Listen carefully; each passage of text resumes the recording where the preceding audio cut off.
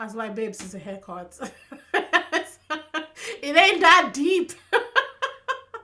Nothing against my dad, it's just not.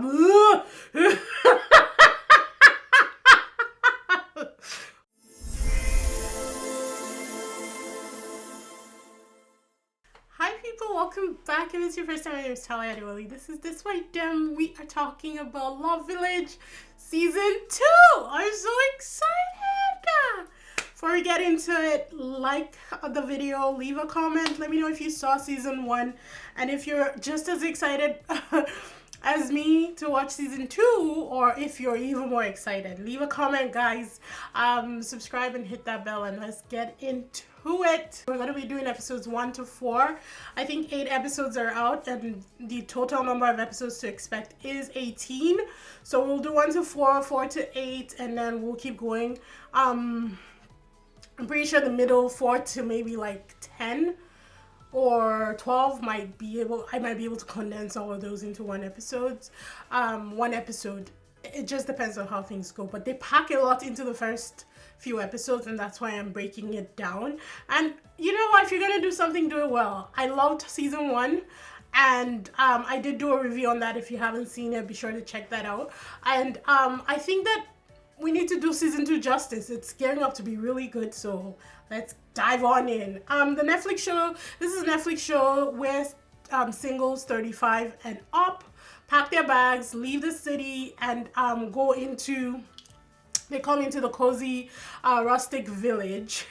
It's basically Love is Blind meets Survivor. Instead of them being in the pods, they're living under one roof, renovating this house, chopping firewood, cooking their own meals, growing their own meals from scratch, doing everything basically from scratch while they're renovating this rustic building. The season cramps up the drama this time. Honestly, from the previews in the first episode to episode 4, where I've been right now, the drama has been, it's been a lot. They also crank up the heartbreak. It looks like some people are going to be shedding tears. People have been crying, not even for love. They've just been crying left, right, and center. There are a lot of insecurities in this batch of singles. It's been intense. But yeah, let's get into each character, or let's get into the cast of singles that they brought on this time. So for the women, we have Pachiyumi. She's 51 years old. She's been married once, and she owns her own sports gym, I think is what it is. She also apparently is the mother of a famous model, Nicole Fujita. And that was obviously a big thing, because every time they would say Pachiyumi, they would say mother of Nicole Pachiyumi. And I'm like, okay, I'm pretty sure she came, because she said that she wasn't going to tell people who her daughter was. So I'm like, I'm pretty sure she didn't want to, out that. So why can't you guys just, call her Pachiyumi? But I get it. It's a flex. It's a thing to attract people to the show. It's like, oh, come on, Nicole's mother is here. Come watch her find love potentially. Second is Tammy. I think it's Tammy Fuki. But the subscription always says, I said not subscription, Jesus Christi. The subtitle always says Tammy Full. So I just call her Tammy. Tammy is 45. She's a manga artist, so cool, and she's never been married. Then we have Sene. Sene is 57. She's the oldest woman in the house. She's a dietary advisor, and she has never been married either. Sene, we'll get to Sene. Chi is 40. She's a stage actor and photographer, and she also has never been married. And then Ayakan is the baby of the house. She's 35. She's a secretary, and she has never been married either. For the guys, we only have 4 guys to start. We have Akipon, who's 44. He owns his own salon, and he's been married twice. Manhattan is 59. Don't get me started on the name. We had one the last, what's it called? The last season as well, the stunt guy. Don't get me started. And there's 2 in this season that don't get me started on the name. Manhattan is 59 years old. He's the oldest guy in the house. He's a former trading company employee, so I'm guessing he's retired, and he's been married once. Captain, the second one, don't get me started on his name, is a 48-year-old former rescue pilot. Now they say former, so I don't know if he's unemployed or in between jobs. They don't really say anything about that. They just say former. So I was like, okay, we'll go with it. His name is Captain, so obviously, it had something to do with flying planes or helicopters or whatever. He has never been married also. So this time around they're restoring a 150-year-old house. The theme song is Queen, Don't Stop Me Now. The last one was Backstreet Boys. And I'm about to get tired of Queen, guys, because the last one I couldn't listen to Backstreet Boys for 6 months after watching Love Village. I just couldn't. I was like, no thank you. No thank you. I hate that they're gonna do the same thing to Queen, but it is what it is. They paid for the license, they gotta use it. Good on them for having a great song for their intros. Let's see. I'm trying to figure out the best way to come at the review because they're put to work like the first night. As soon as everybody comes, the women come into the house, they walk around, they see how, they see the work that they have to do. Then the men come and it's the same thing. So they're put to work instantly. So there's no phones allowed, no computers, in order for them to focus on love. The budget daily is 500 yen per person, and they have to grow their own vegetables. One of the things I really enjoyed from the first season is the animation style of telling their stories. I loved it. Honestly, it's one of my favorite things. And they repeated that in this one, which I can appreciate. Our hosts come back, Becky and Atsushi Tamura. I did not think that the host interjecting throughout the entire series annoyed me in season 1 as it has been doing in season 2. I find it very, honestly, distracting. I low-key understand why on my other channel when I'm doing reactions to like TV drama miniseries, those real shorts like drama stuff, and people have been commenting that I should shut up. I was like, okay, I feel like this is what they're talking about. But it's been very annoying. They don't wait, like how the other Korean shows do, where they will cut, they will not have the host speak and then come back. In this one, they're talking over the singles while they're interacting, and I find it extremely distracting. But I think after a while you kind of tune it out and you just go ahead with it. I just had to say it because I felt like I understood what the other people were talking about on the second channel. So dinner, like the next day, I'm just gonna be talking about highlighting major things that happened in each episode. Pachi and Ayakan, they'd had this thing where they'd had words basically. So I think Pachi and Sene, the oldest women in the house, snored throughout the night, and it was very tiring for the rest of the gang. So everybody was sleep deprived basically. At dinner, Pachi had said, I don't even know how it started. Pachi said something, Ayakan took offense, and Ayakan started crying. Oh yes, Ayakan said something about not sleeping properly. Pachi then says, you're 35, you're still young, and that set Ayakan off. So I can understand why it may have set her off, but I think Ayakan is extremely sensitive, and by episode 4 I'm like, yeah, she's extremely sensitive based on past experiences and what her life has been like up until now. It is understandable, but I feel like if you're here to find a husband and you're locked in a house with like 8 other people, you're gonna have to adjust real quick. It's not perfect elements here. Like, you're interacting with multiple people, so fix your attitude. And no, I'm not going after Ayakan. I'm just saying that here I was like 50-50. Like, I understood, but I was like, okay, it's not that big a deal. But by episode 8, I was like, okay, I understand, but still, it's not that big a deal. I feel like you need to correct yourself, check yourself before you wreck yourself, Her being called 35, she is 30. I'm 35. Am I? Yes, I'll be 35 next month.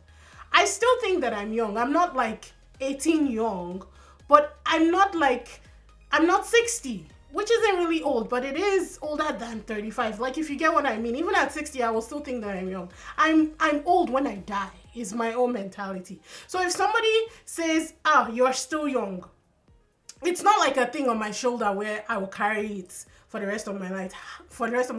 However, Ayakan is single, Ayaka has never been married. She doesn't have kids. So I think whenever people, and I don't know what they've been telling her in her past, but when she heard that, it really set her off. So she begins to cry. She basically tells Sene and Pachi, because those were the two that were talking, at her. They weren't yelling at her or anything. They were just trying to console her. But everything they would say would set this girl off. So she started saying, you guys are not listening to me. You don't understand. You both have children. You've both been married. I am single at 35. I don't have any child. There's no perspective. There's no prospect, in the future. By the end of this whole thing, Sene was crying. Pachi was crying because Pachi felt misunderstood, and I think she felt emotional of seeing Ayaka cry so much at the words that she was saying. She was crying. Tammy was crying. Everybody was crying, and I was like, what is happening? It's night one. It's night one. It's dinner. It's night one. Like, what is happening? And I didn't understand why Chi had been crying as soon as Ayaka started crying. Chi started crying as well. And I didn't understand. I felt like maybe the things that Ayaka was saying, Chi could actually, she could relate to. And they always break it down. So they do explain that in episode 3, and we'll get to it. Gitarin was actually kind of like the voice of humor and reason at the end of it. He chimes in about how, he grew up without a father, and his father had been divorced 6 times. So everybody was like, 6 times, and it kind of diffused the whole situation. Everybody laughed, and it eased the tension in the room. And I think that's how everything got settled that night. The next day, Gitarin pipes up that he has basically found the person that he's interested in, and he set his sights on Chi. Turns out that he had chosen her from day one. You know how they do their one-on-one interviews, and they said, who is your first impression? And he said it was Chi. Then they tell us Gitarin's story. He loves music. He started a band when he was younger. They moved to the big city. I don't know if it was Tokyo. I think maybe. I can't remember. But they moved to one of the biggest cities in Japan. And there was no traction. There were no prospects. So he and his girlfriend, who he'd been dating for a while, because he saw that he couldn't give her what she deserved, he let her go, essentially broke up with her. He moved back to Hokkaido, I think, and started a music school. He said he's been saving up all his money, and that's going to be his trump card here. All he kept saying was he's going to propose with his bank book. He's going to propose with his bank book. That's all he kept saying. His students were the ones that encouraged him to sign up for Love Village. He didn't actually know what it is. There is something very childlike and innocent about Gitarin. And considering that he's a punk rocker, I'm surprised. Because the way he has acted throughout this thing, it's almost like he missed out on his adolescence and he doesn't really know. And he's like catching up now in his 50s. Because Gitarin is how old? Yeah, he's 52. There's very much something childlike about Gitarin. And it's endearing until it's not. Right? So I thought that it would be very interesting to see how his progress goes on the show. He finally then tells Chi that he has already decided. He said that he will be the first person to ring the bell. So he's basically trying to confess without confessing. And I know that she knew what he was talking about, but she doesn't ask questions because I don't think she's interested in him. She then tells him that Hokkaido is not really where she wants to stay. She wants to go to a different city in Japan, and the city has high rises, and it's a lot more bustling, a lot more modern, and property there is a lot more expensive. He has saved up, I think, 20 million. They just said 20 or 30. They didn't say what. But properties in this new city that she is interested in, properties start at 120 M. And I'm like, dang, well, what are they selling? So that was the first thing that already canceled them out. So hearing that he was already a little, sad about it, but he's like, she's who he wants, he's going to push her. His whole plan is just to confess with his bank book. That is his trump card. That is the ace that he has in the hole. The next day, Akipon suggests that the guys have one-on-one together so that they can chat. So Gitarin and Akipon are friends. They're the closest friends in the house so far. And Gitarin had told Akipon that he's going to confess, and he's sure that he will have his heart broken because he doesn't think Chi likes him like that yet, but he plans to leave the village after confessing and getting his heart broken. He also wants to write a song for her first. Akipon then breaks down crying, saying that his friend might leave, and that he doesn't have any friends at home, so he would like to think of all of them as friends, and that he doesn't want to change the dynamic. And I'm like, you're on the wrong show, bruv. You're here to find love, not friendship. I mean, friendship, yes, but with somebody that you end up marrying. He then starts getting angry, saying that Guitarine wants to ruin the vibes. And I was like, you're on the wrong show, guy. Maybe, no, I'm not going to say that. But I was like, you're on the wrong show. This is not what you're here for. Captain then says that, and the other guys, Captain and Manhattan, then encourage Guitarine to go for what he wants, because that is why they are here. And I was like, what is Akipon on? What are you on? That night, she cut herself. She'd had a little cut while she was chopping vegetables, and Guitarine got the first aid box and was able to take care of her. And when she thanked him and walked away, he went into the room and was so giddy. He was giddy, like it was like first love giddiness. He's so innocent. He's such a child. He's gonna get his heart so broken, and I can see it already because he set his sights on this girl. Akipon then tells the group that he's been divorced twice and he has 3 children who he never sees. He said his divorce caused a lot of suffering for his kids, so he's being very careful this time around. Then they cut to Chi in her one-on-one, and she says that the guy that she likes is Akipon. I was like, of course, it can never be straightforward. They can never just let you have something straightforward. There has to be a triangle. There always has to be a triangle. So episode 2 starts, and there's a new, they bring in this mini goat for them, kind of like an emotional support. The goat was actually cute. I'm not gonna lie. They named the goat Sato. Pachi and Guitarine have a conversation. He had gotten agitated doing something earlier on while he was working on the house, so Pachi pulls him aside, and she pulls him aside and talks to him about it. She tells him that the way he behaved could be intimidating, and it could make people not want to get close to him, so it's something that he should just work on. Honestly, Pachi has been the emotional therapist in this house, going from person to person. I don't know that she's having a love story. It's only episode 4 that I've watched so far, so maybe things will develop along the line, but as of now, I'm not seeing Pachi as, getting close to anybody. She's pretty much talking to everybody and just helping them emotionally. Guy then pulls, Guitarine is who I call Guy. He pulls Sunny aside for a chat. They talk about how diet affects emotions, but there's really nothing else in there. The next day, Akipon and Chi walk together, and then they go for a walk together. They walk on the house together because they are doing steady renovations on this house, so they're going to renovate somebody's house and move on at the end of the show. They align on most things for the most part, but Akipon doesn't really seem to be here for marriage per se, and he definitely doesn't want children. He goes on to states as much, not directly, but he definitely said it that right now he's just looking for partnership first, because his divorces had brought on so much suffering for his children, his family, and everything. So he's not really looking to extend his family anymore with children or any of that kind of stuff. Chi brings up kids and marriage, and Akipon says that after hearing her words the night before, how she had spoken about wanting a family and wanting to settle down, he is considering marriage and children more deeply. So he doesn't say that he wants it, he just says that he's thinking about it a lot more now.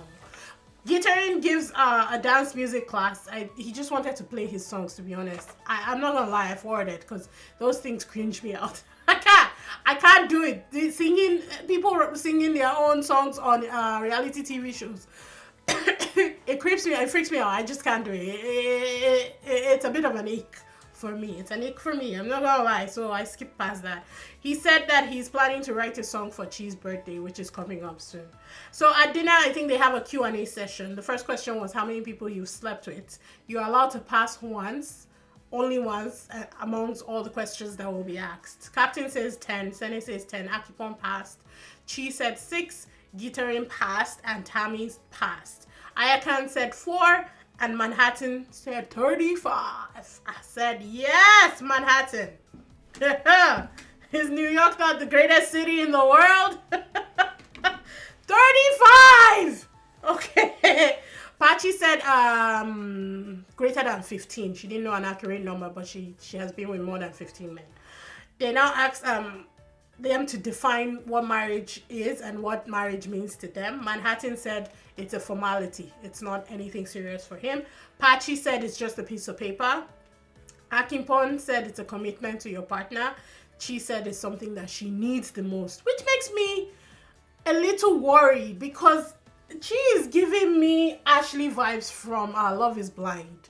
If I'm being honest, like it's giving a little desperate for the marriage. Now she does explain it in episode 3 and we understand why she's so anxious and desperate to get married soon, but I still don't think it's reason enough to want to jump into a marriage. Personally, I am married. I can say this from the comfort of a loving and healthy marriage and relationship. So honestly, I don't have 2 legs to stand on, but I'm just saying, like, for longevity and for, you know, for something serious and strong, it's not a great place to come from for wanting marriage.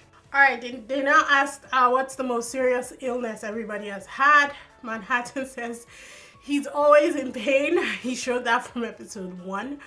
Pachi said high cholesterol. Captain said presbyopia. God dang, he has eye problems.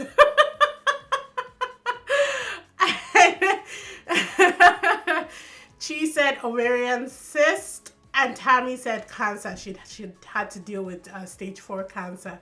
Then they go into Tammy's story, and she used to be the life of the party. She would go for parties whenever she liked. She traveled a lot, like she was just a fun, loving person. At 35, she'd gone in for a checkup and they told her she had stage 4 cancer.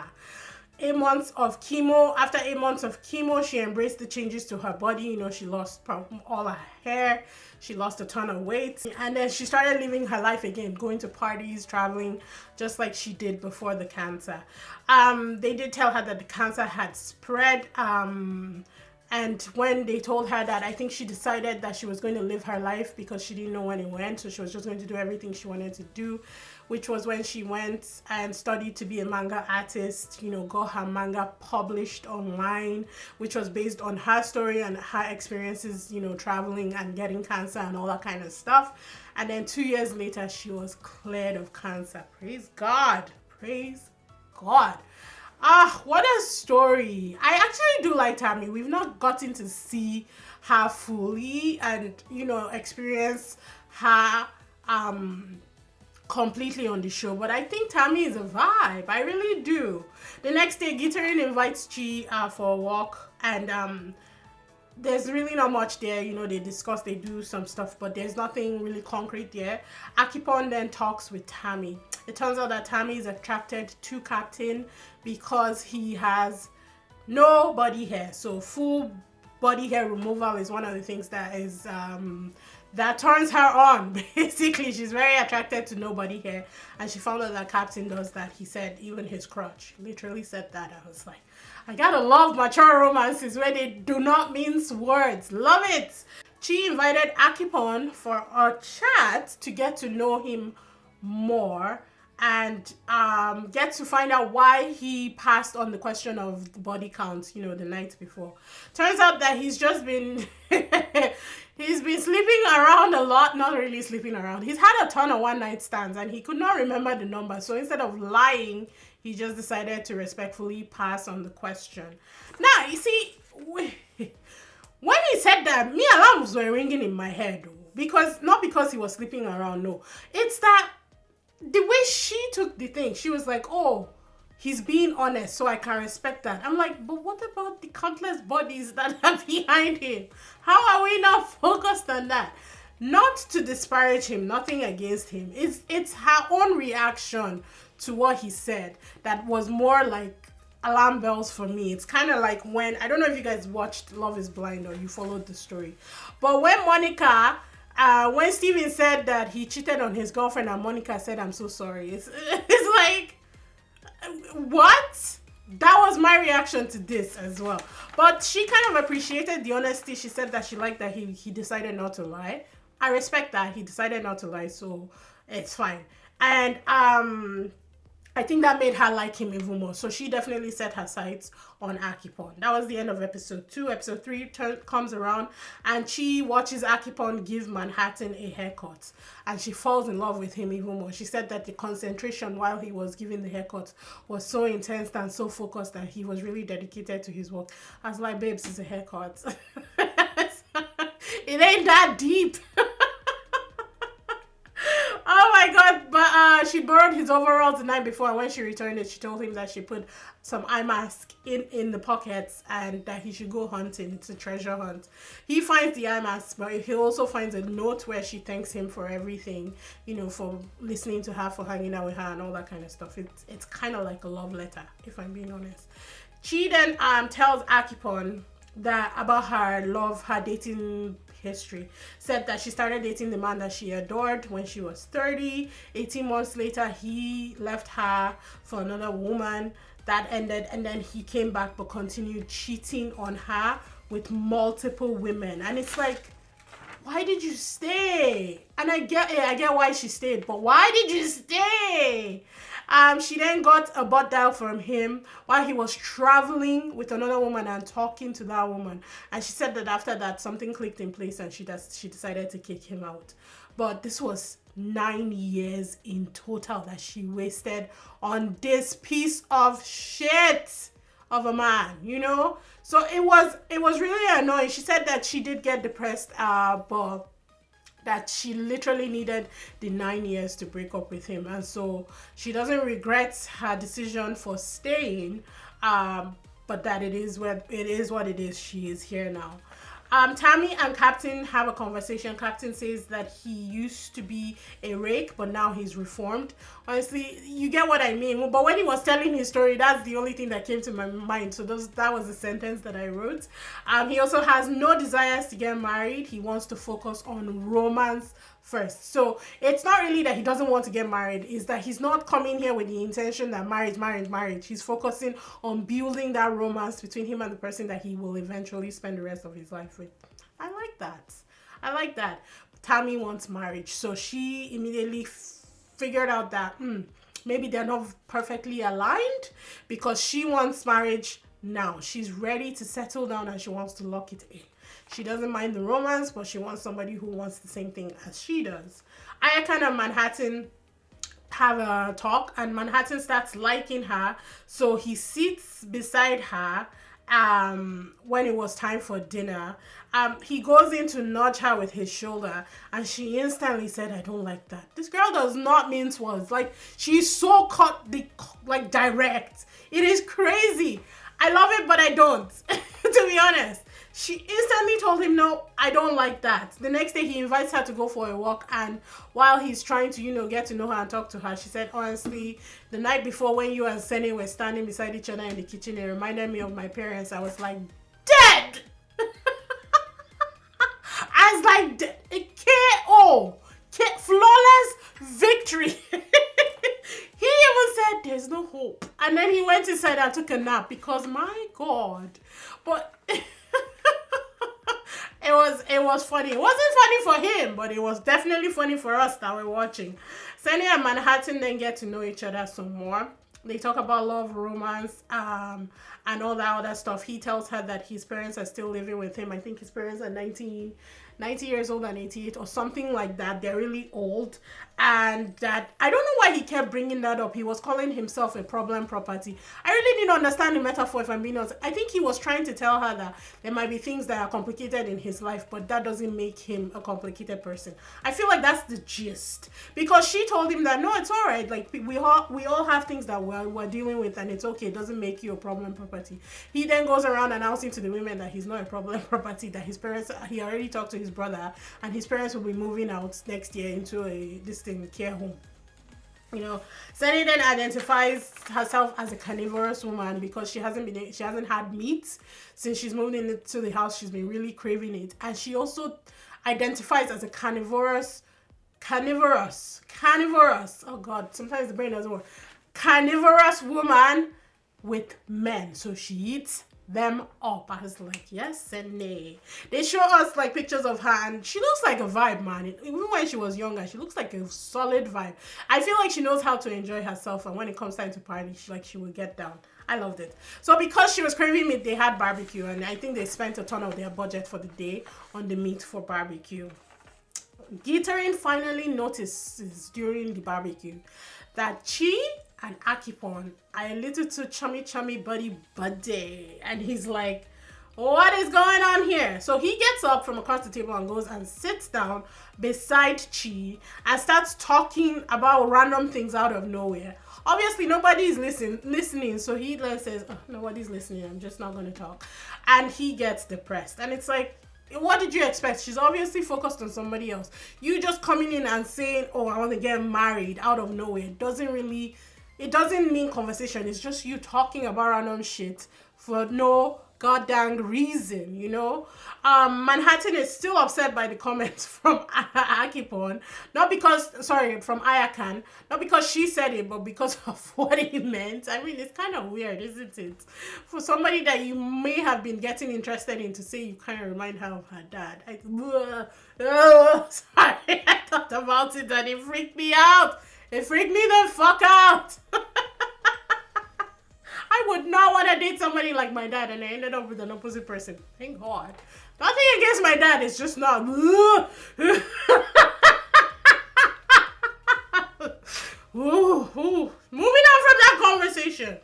Akipon worries that he's not Chi's ideal man. Again, they align on some things, but for the fundamental things, they don't. Chi worries that emotions alone won't be able to carry the relationship. There's some things that she has been holding back and she hasn't discussed with him. So turns out that when she was 35, she froze her eggs, and she doesn't know how to bring that up to him. She talks to Ayakan because Ayakan had done the same thing as well. Ayakan froze her eggs at 34 and she froze hers at 35. The two of them cry bond over that, and they just understand each other. And I think this is why she was crying that first night when Ayakan was talking about not having kids, being single, you know, it not being looking like it's happening anytime soon. And she was crying because she was feeling the exact same thing that Ayakan was feeling. So, like, I get it. The problem now is that the cryo place that's holding her eggs will hold the eggs until she is 43.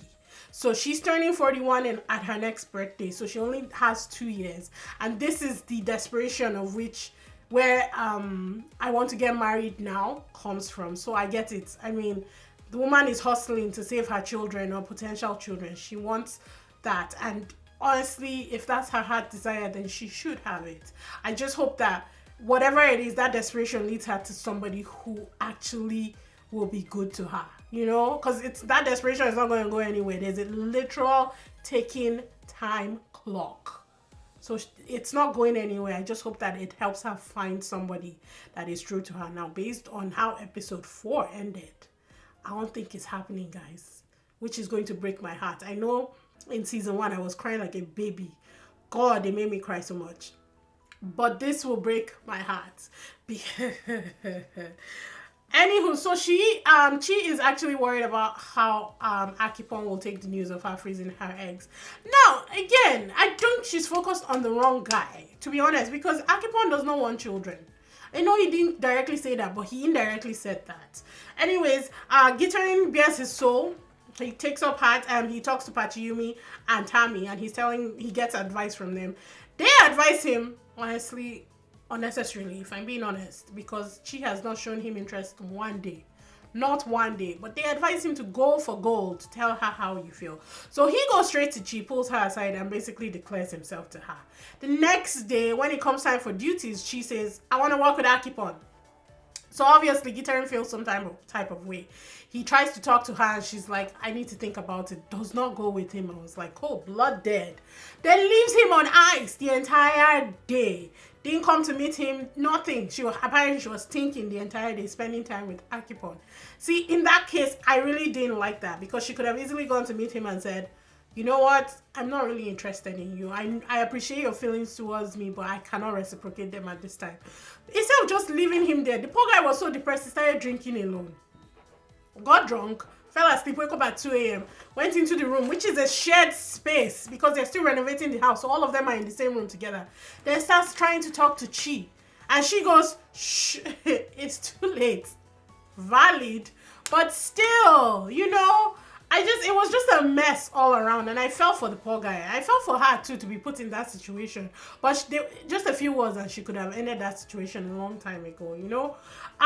So the next day she tells him her mind. She like fires him straight out. They walk together and they go away to talk. So she's like just telling him what she's feeling. He then comes up with like how he was feeling the next day. He was like in his head, he was like, I was waiting all day, like she really has an ugly personality, I hate her. And I was like, oh my god, he's such a petulant child, because that's what he was like. He's like, that was his mindset while he was sitting waiting for her to come and talk to him. I was like, that was just like he was being an irrational child. Toddler is what it is, and that's the innocent thing. Like sometimes it's endearing and sometimes it's like, no, you gotta grow up, guy. You're 52 years old. I get it, maybe you haven't dated a lot, but fix this, you know. So after he said that, she opened up, man. She was yelling at him and chastising, not really yelling, but chastising him for an hour and 20 minutes straight. He put it all on blast. Stupid guy, everything that she was saying made him fall in love with her more. And she's like, okay, there's nothing else I can do at this point. So the next day, Ayakan gets stressed over people telling her to have second serving. So every time they would eat, they would say, do you want a second serving? Did you eat? There's nothing in your plate, blah, blah, blah. It's always Pachiyumi and Senido. Captain was involved at one point, but she then starts, you know, spiraling over that word second serving, and I was like, no, there has to be something deeper here. So they now go into Ayakan's story, and she used to love eating. When she loved her mom's food, she would love eating and everything, but she started gaining weight. So in middle school, I think her crush called her fatty and people used to bully her. So after that, she stopped eating. Basically, she got an eating disorder is what it is, just so she could lose weight. And now she's been carrying that on her head. Now, I don't remember who she was talking to. I think she was talking to Manhattan. I think maybe the whole father vibe thing helped her, you know, talk to him easily. So Manhattan is there. She's crying all of a sudden. Manhattan is like, did I do something wrong? I'm sorry. Like, you have to understand that we all live in the house. We don't know your story. So if you don't tell us, how would we know? You're there snapping at people and they don't know why you're snapping. So you just come off like a bitch, a bitter bitch, and nobody knows what is wrong. Like, it's a very valid reason for her not to want them to tell her second service. She's dealing with serious stuff, but nobody knows. So you snapping at them doesn't do anything but make you look even worse, you know? And I feel for her, I really do. It seems like she's carrying a lot of insecurities, man. She's carrying them like they told her, pick up your cross and walk the road, you know? I don't know what it is, but she needs to deal with that. And hopefully, whoever it is that she ends up partnering with, it looks like it might be Captain from the clips. I haven't seen it yet, but I think from the clips, that's who she falls for. I hope that he is mature enough to understand that this girl is dealing with a lot of stuff and just help her, not necessarily solve it for her, but help her navigate these feelings and help her realize that she's worth it the way she is. She's beautiful and she's accepted. I think she does need a makeover though, because Chi looks younger than her and Chi is older than her. For 35, she looks a little frumpy. I'm not gonna lie. Just the way she's actually really beautiful, but she's covered with the hairstyle and everything else. Like, she just needs a makeover. She's actually gorgeous, but they need to reveal that for her. So I'm just hoping that, you know, with exposure, a lot of them, when they come off the show, you know, with Netflix exposure and everything, because they have all these talks afterwards, they get makeup artists to really doll them up and they look beautiful, and you see how they shine, you know. Not saying makeup makes you shine, but they bring out that beauty that they were suppressing throughout the entire show, or what they've been suppressing their entire life. So I'm hoping that whoever it is that she partners with, you know, understands her and helps her deal with that and helps her come out of that shell. And I'm hoping that she gets professional help, because I think these are deep-rooted insecurities and hurts that will need some time to unpack and relieve. They then cut to Chi finally telling Akpon about, you know, her freezing his eggs, and he accepts the story, you know, nicely. He thanks her for trusting him with that story, but then in his one-on-one he says that the idea of having more kids terrifies him. He doesn't. He has three. He has three. I'm not surprised that he doesn't want any more at this point in time, you know. He also says that he doesn't think that he's the right man for her, and that even though he would like to give her everything that she deserves, he doesn't think that he's the right man for her at this time. And then they cut to Chi the next morning going to ring the bell.